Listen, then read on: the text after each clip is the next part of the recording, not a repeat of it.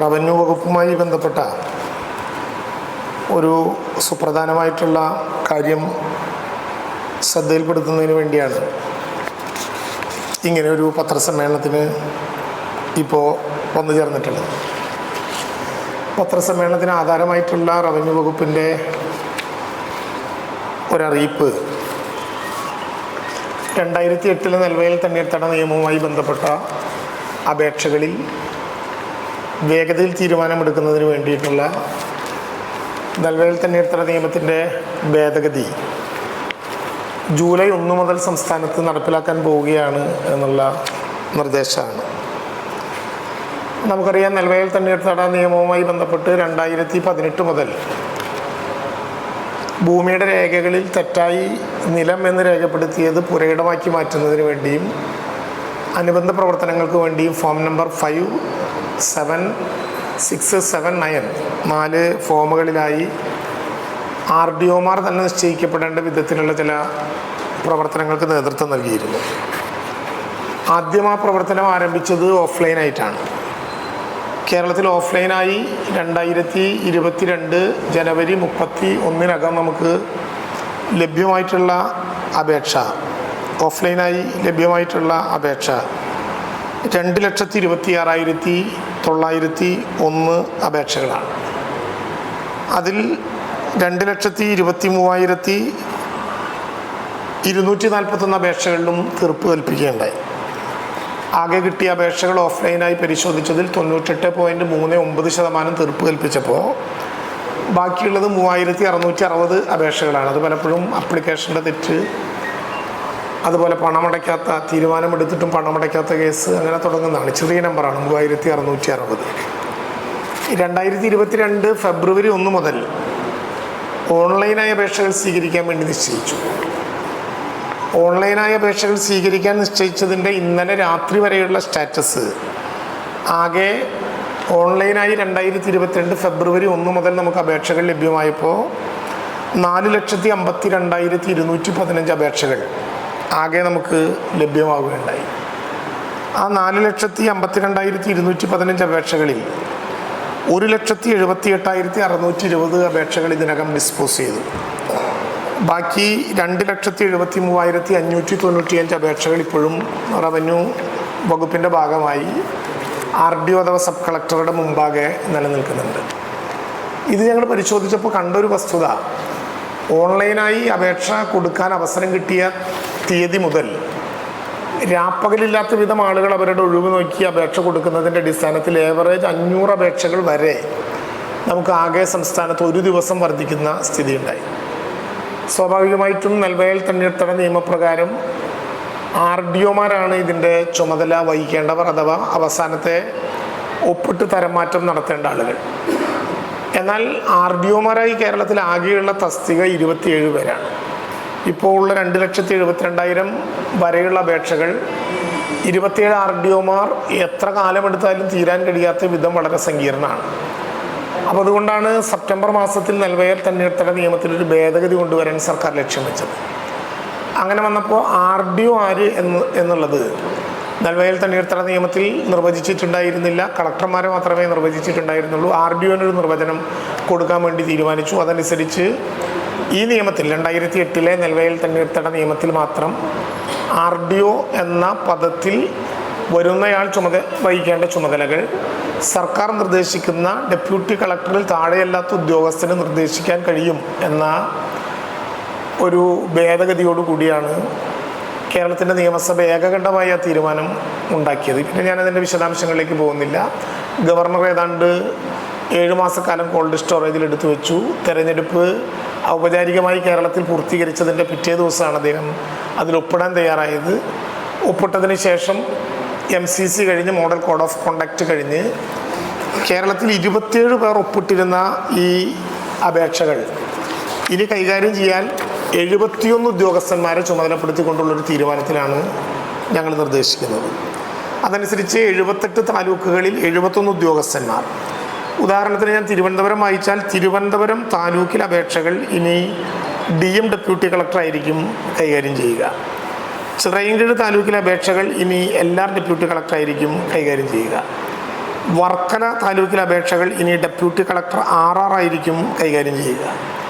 നിലവിൽ ഈ ജില്ലയിലെ നെയ്യാറ്റിൻകര ഉൾപ്പെടെ 4 താലൂക്കുകൾ കൈകാര്യം ചെയ്തിരുന്ന സബ് കളക്ടർ തിരുവനന്തപുരം ഇനി നെയ്യാറ്റിൻകര താലൂക്കിലെ മാത്രം അപേക്ഷകൾ കൈകാര്യം ചെയ്താൽ മതിയാകും.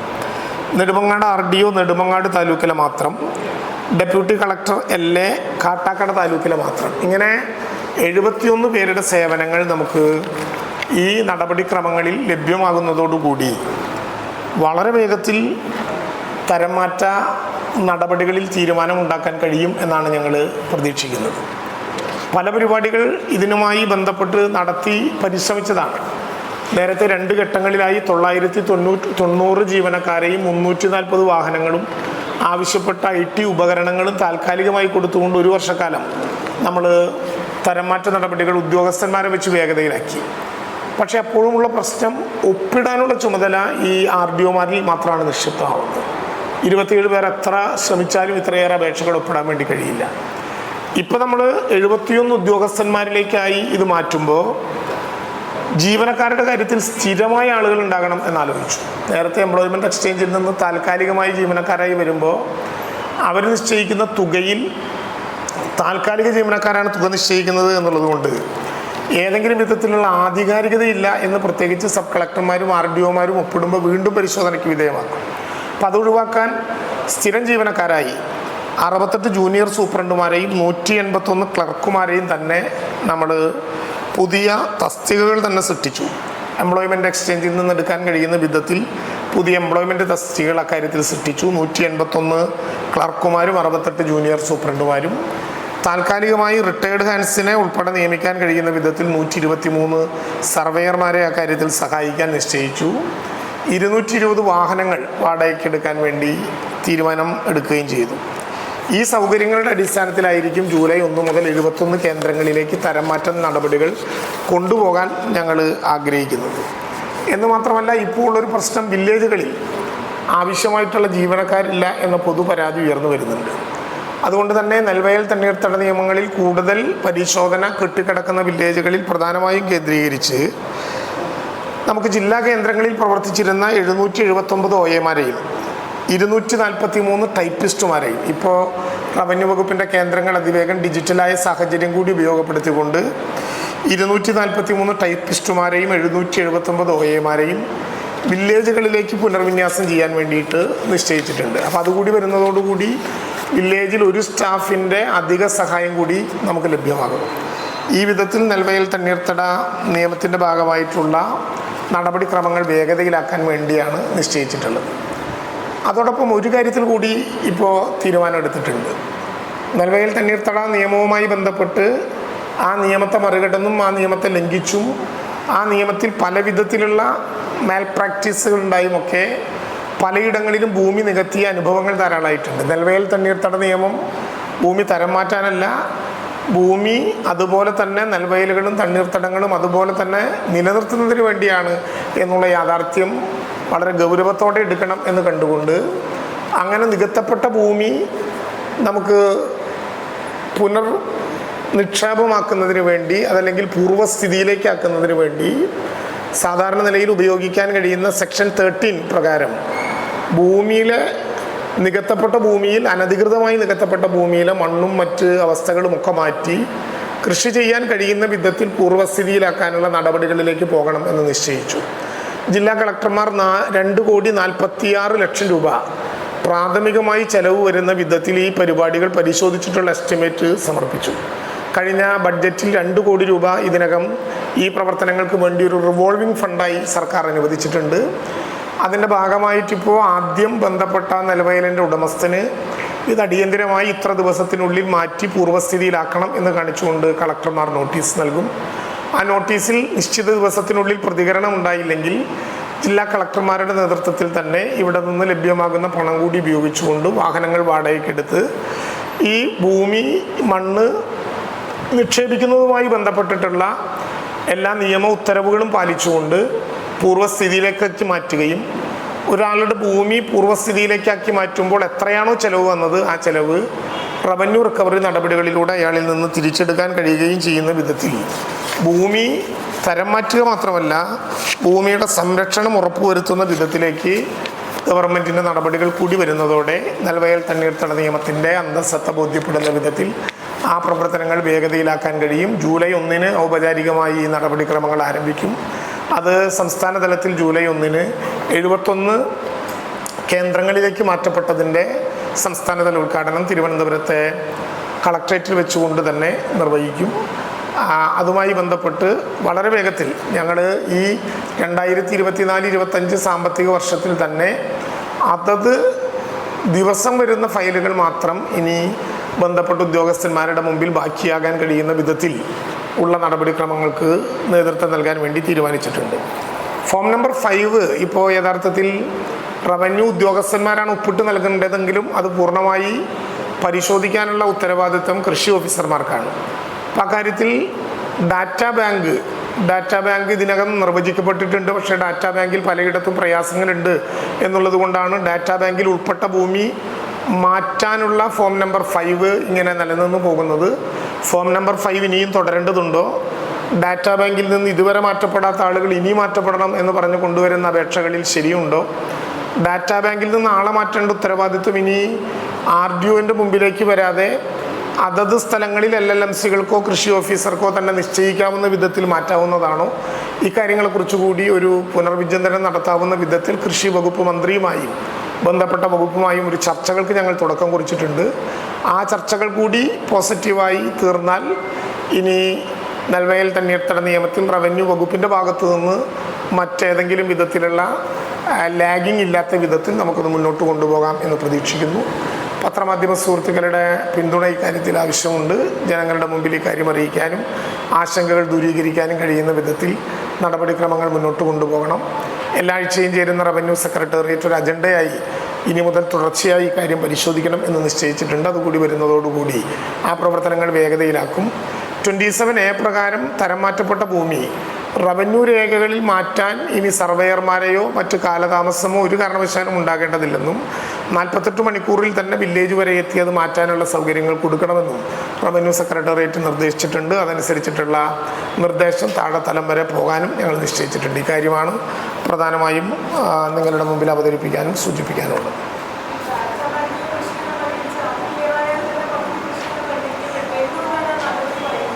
ഡാറ്റാ ബാങ്കിലെ പ്രശ്നങ്ങൾ പരിഹരിക്കാൻ കേരളത്തിൽ എല്ലായിടത്തും ഡാറ്റാ ബാങ്ക് ആവുക എന്ന നടപടി ഉണ്ടായിരുന്നില്ല. 3 വില്ലേജുകളിലും 2 മുനിസിപ്പാലിറ്റികളിലും ബാക്കിയുണ്ടായിരുന്നു. 3 പഞ്ചായത്തുകൾ LSTD ആണ് ചെയ്യേണ്ടത് എന്നുള്ളത് കൊണ്ട് 3 പഞ്ചായത്തുകളിൽ ബാക്കിയുള്ളത് പൂർണ്ണമായി തീർന്നു. 2 മുനിസിപ്പാലിറ്റികൾ വന്നിരുന്നത്, ഒന്ന് അങ്കമാലിയും ഒന്ന് തൊടുപുഴയുമാണ്. അങ്കമാലി ഇപ്പോൾ പൂർത്തീകരിച്ചു, തൊടുപുഴയ്ക്ക് തീയതി തീരുമാനിച്ചിട്ടുണ്ട്. അതുകൂടി കഴിഞ്ഞാൽ കൃഷി വകുപ്പുമായി ബന്ധപ്പെട്ട് കൂടിയാലോചിച്ച് ഫോം നമ്പർ 5 നിലനിർത്തുന്നുണ്ടെങ്കിൽ തന്നെ കൃഷി വകുപ്പിൻ്റെ കയ്യിൽ മാത്രം ഉണ്ടായാൽ മതിയോ എന്ന കാര്യത്തിന് ഫയലിൽ ഇപ്പോൾ നടപടിക്രമങ്ങൾ ആരംഭിച്ചിട്ടുണ്ട്. വകുപ്പ് മന്ത്രിയായി കൂടി ചർച്ച ചെയ്ത ആ കാര്യത്തിൽ ഒരു തീരുമാനമെടുക്കും.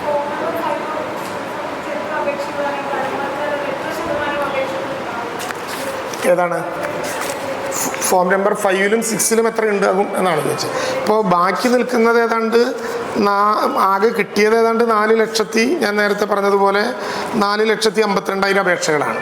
അതിൽ ഫോം നമ്പർ 5 അനുസരിച്ചാണ് 2,17,000 അപേക്ഷകൾ കിട്ടിയിട്ടുള്ളത്. ഫോം നമ്പർ 6 അനുസരിച്ചും അത്ര തന്നെ ഉള്ളൂ, 2,26,000 അതൊരു ഗുരുതരമായ പ്രശ്നമായിട്ട് ഞങ്ങൾ കണ്ടിട്ടുണ്ട്. ഈ ഇടയായി വന്നിട്ടുള്ള ഒരു പ്രധാനപ്പെട്ട പ്രശ്നമാണ്. അങ്ങനെയാണ് ഇങ്ങനെ ഒരു ചർച്ചയ്ക്ക് തുടക്കം കുറിക്കാൻ വേണ്ടി ഞങ്ങൾ ആലോചിക്കുകയും ചെയ്തു.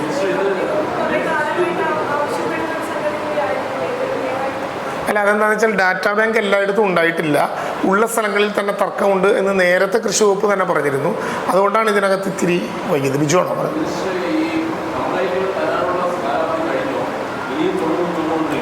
എനിക്ക് മനസ്സിലായില്ല, ചോദ്യം മനസ്സിലായില്ല.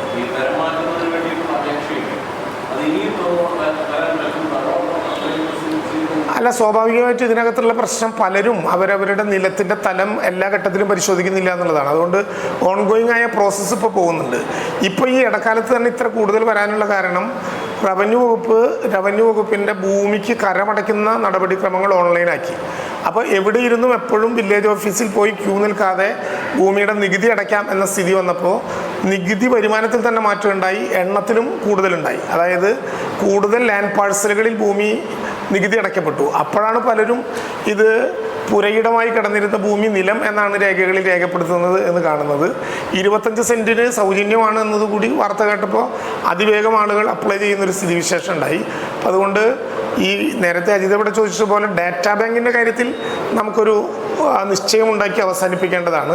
മറ്റത് തുടരാതിരിക്കാൻ വേറെ വഴിയില്ല. രേഖകളിൽ ഉണ്ടാകുന്ന തെറ്റുകൾ തിരുത്തലാണ്. അതിന് പിന്നെ ഒരു ദീർഘമായൊരു കാലം പ്രഖ്യാപിച്ചു വേണ്ടി വരും. അതിപ്പോൾ തൽക്കാലമുള്ളത് തീർത്തതിന് ശേഷം ആലോചിക്കാം.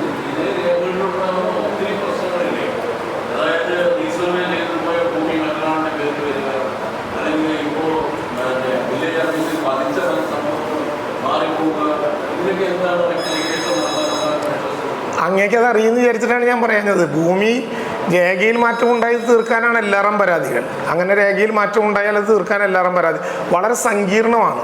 നമ്മുടെ മാധ്യമ സുഹൃത്തുക്കൾ അറിയേണ്ട ഒരു പ്രധാനപ്പെട്ട കാര്യം, ഐക്യകേരളം രൂപീകരിച്ചതിന് ശേഷം ഇതുവരെ ഒരു സെറ്റിൽമെൻറ്റ് ആക്ട് ഇല്ല. അവസാനത്തെ സെറ്റിൽമെൻറ്റ് ആക്ട് മലബാറിലാണ് 1936. അതിനുശേഷം ഒരു സെറ്റിൽമെൻറ്റ് ആക്ട് ഇല്ല കേരളത്തിൽ.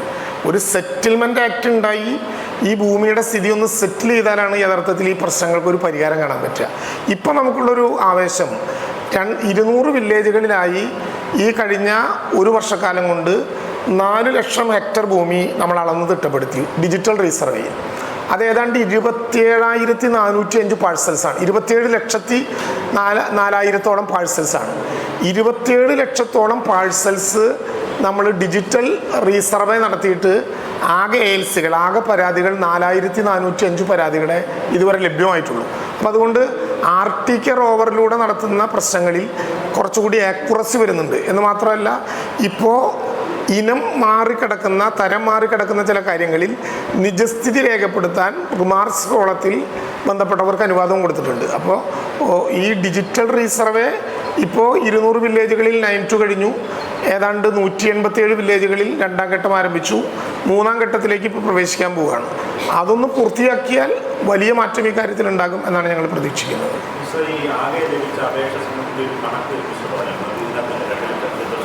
അതെ, ഞാൻ വീണ്ടും ആവർത്തിക്കാം.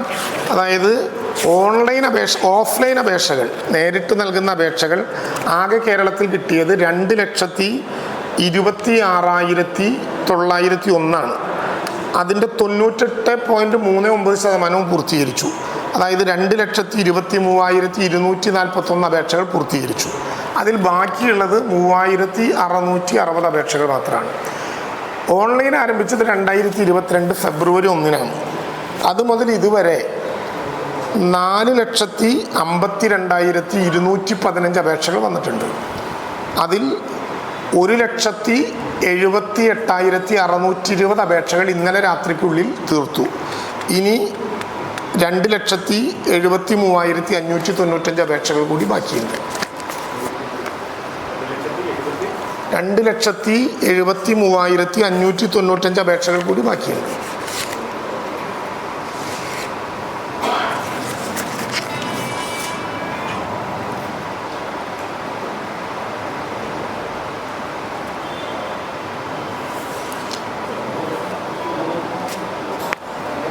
വേറെ ഒന്നുമില്ലെങ്കിൽ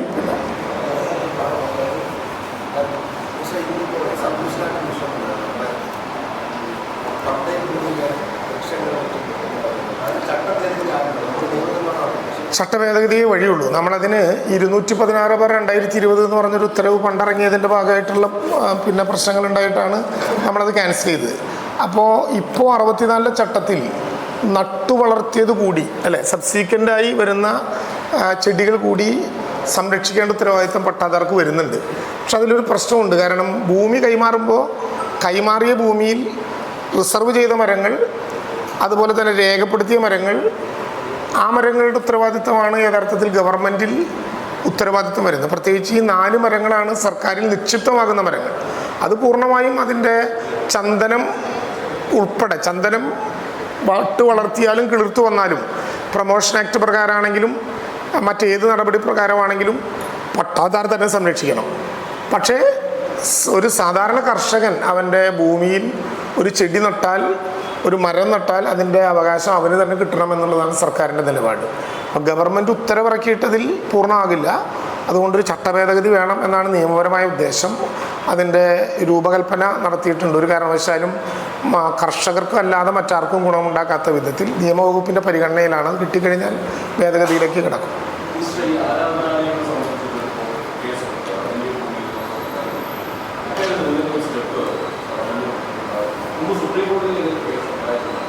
സുപ്രീം കോടതിയിൽ നേരത്തെ ഉണ്ടായിരുന്ന കേസിന് ശേഷം 40/2020 എന്ന് പറഞ്ഞൊരു ഉത്തരവ് കഴിഞ്ഞ ഗവൺമെൻറ്റിൻ്റെ കാലത്ത് ഇറക്കിയിരുന്നു. ആരാധനാലയങ്ങൾക്ക്, ചാരിറ്റബിൾ ഇൻസ്റ്റിറ്റ്യൂഷൻസിന്, സാംസ്കാരിക സ്ഥാപനങ്ങൾക്കൊക്കെ ഭൂമി കൊടുക്കാൻ 1 ഏക്കർ വരെ. പക്ഷേ ആ നടപടിക്രമങ്ങൾ ചില നിയമ പ്രശ്നങ്ങളുള്ളത് കൊണ്ട് നിൽക്കുകയാണ്. വയനാട്ടിലെ കേസിലാണ് കോടതി ഒരു നിരീക്ഷണം നടത്തിയത്. കോടതി അതിലൊരു വിധി പ്രസ്താവം നടത്തിയില്ല, ഒരു നിരീക്ഷണം നടത്തി. ആ നിരീക്ഷണങ്ങളൊക്കെ കൂടി കണ്ടുകൊണ്ടായിരിക്കും. പക്ഷേ പലരും നേരത്തെ ദീർഘകാലമായി, നൂറ്റാണ്ടുകളായി ഉപയോഗിച്ചുകൊണ്ടിരിക്കുന്ന ചില ഭൂമി സാങ്കേതികമായ പ്രശ്നങ്ങൾ കൊണ്ട് അവരുടെ ഉത്തരവിൽ ലഭ്യമല്ലാതെ കിടക്കുന്നുണ്ട്. അത് നിയമപരമായ വശങ്ങൾ കൂടി പരിശോധിച്ചതിന് ശേഷമേ അതിലൊരു ആധികാരികമായ അഭിപ്രായം പറയാം. എങ്ങനെയാണ്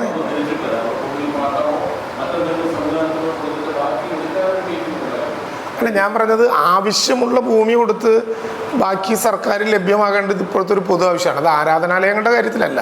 അത് നമുക്ക് നോക്കി ഒരു തർക്കം ഉണ്ടാകേണ്ട കാര്യമല്ല. അതിൻ്റെ നിയമപരമായ വഴികളും കോടതി പരാമർശങ്ങളും ഒക്കെ നോക്കി നമുക്ക് പരിശോധിക്കേണ്ട വഴിയാണ്. സർക്കാരിൻ്റെ പ്രശ്നം ഭൂമിയില്ലാത്ത ആളുകൾക്കെല്ലാം ഭൂമി കൊടുക്കാനുള്ളൊരു ഇവൻ്റായി ഇപ്പോഴത്തെ നമ്മുടെ പട്ടയ മിഷൻ ഉപയോഗിക്കുകയാണ്. അതാണ് ഇപ്പോൾ സർക്കാരിൻ്റെ ഒരു സ്റ്റാൻഡ് ആ കാര്യത്തിൽ.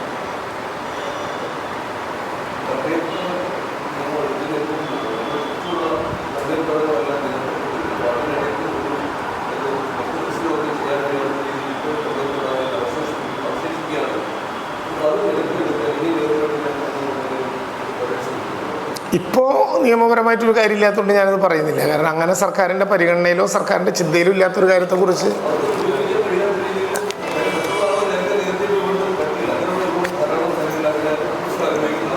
ലോകത്ത് ചിന്തിക്കാൻ പറ്റാത്തൊരു കാര്യമില്ല. ഇപ്പോൾ ചിന്തിച്ച കാര്യങ്ങളാണ് ഇപ്പോൾ നമ്മൾ തീരുമാനമായിട്ട് എടുത്തത്. പുതിയ ചിന്തയിലേക്ക് വരുന്ന കാര്യം നമുക്ക്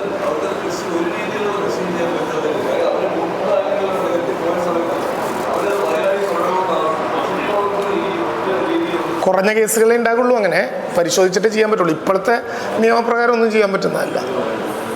ശരി.